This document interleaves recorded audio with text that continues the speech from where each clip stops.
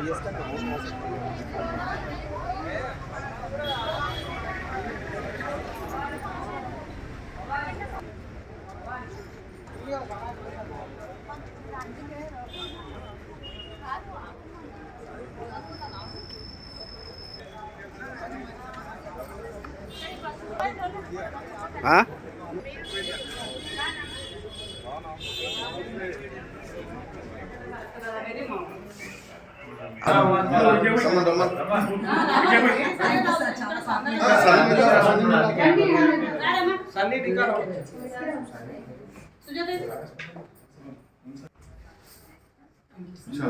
minute.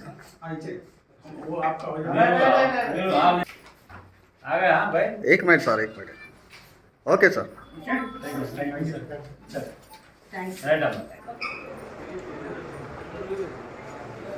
Madam ఒకసారి సార్కే రా.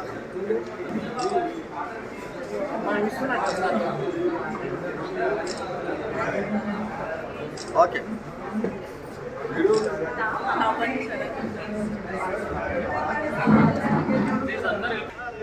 ఇప్పుడు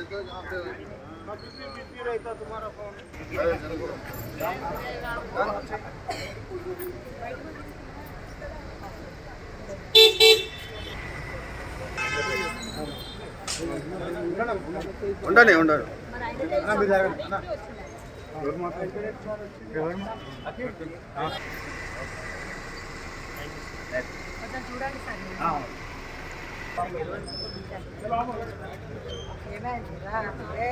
నేను సెల్ఫ్ హెల్ప్ గ్రూప్ ప్రెసిడెంట్ని. అయితే మనకు మన ఇంద్రమ శక్తి నుంచి, మహిళా శక్తి నుంచి మాకు కొన్ని వెండర్స్ షాప్స్ వచ్చినాయి మాకు. అయితే మేము మార్కెట్లో మేము అందరం సేల్ చేసుకుంటున్నాం.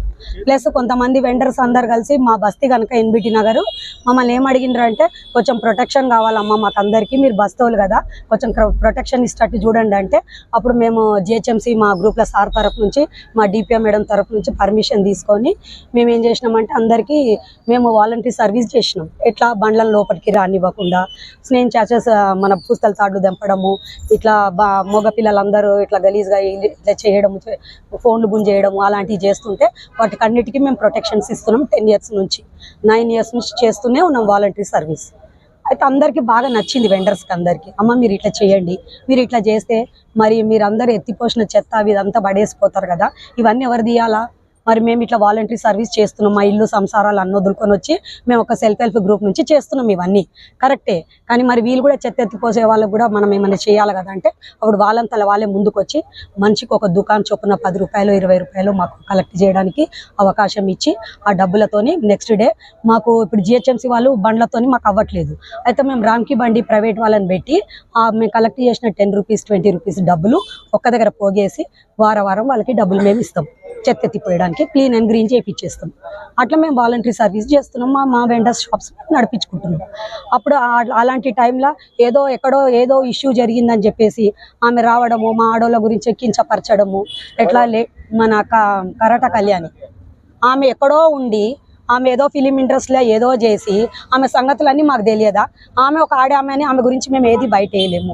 మరి మేము ఆడోళ్ళం పొద్దున్న లేస్తే 4 గంటలకు వెళ్ళి మార్కెట్కి వెళ్ళి ఆ వస్తువులు ఈ వస్తువులు తెచ్చుకొని మేము అన్నీ అమ్ముకొని చేసి మా బతుకులు మేము బతుకుతున్నాము. ఇంట్లో మా భర్తలకు చెప్పుకొని మా పిల్లలను మేము పోషించుకుంటున్నాం కడుపు కట్టుకొని. ఆమె వచ్చి ఈ లేడీసు 100 రూపాయలు వసూలు చేస్తున్నారు, 200 వసూలు చేస్తున్నారు, అవన్నీ తీసుకుపోయి ఎవరో లీడర్లకు ఇస్తుండ్రు అని చెప్పి అట్లా చెప్పడము చాలా తప్పు. మేము పెట్టాలంటే ఆమె బతుకు బయట వేయాలంటే నిమిషం పట్టది. ఆమె సంగతులు మాకు తెలియదా?